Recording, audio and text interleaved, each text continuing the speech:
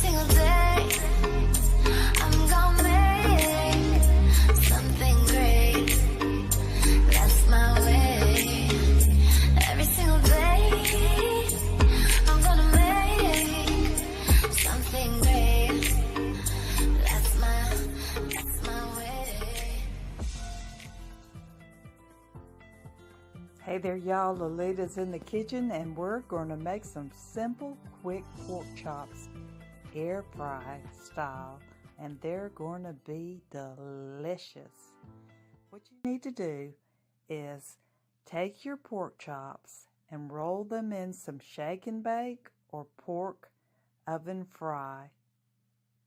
Then spray them with some Pam on each side and put them in your air fryer. And you're going to set your air fryer at 360 degrees. Cook them for 10 minutes. As you can see, they're crispy. Then cook them for another 10 minutes after you flip them. And this is the finished product. Juicy, perfect, air-fried pork chops.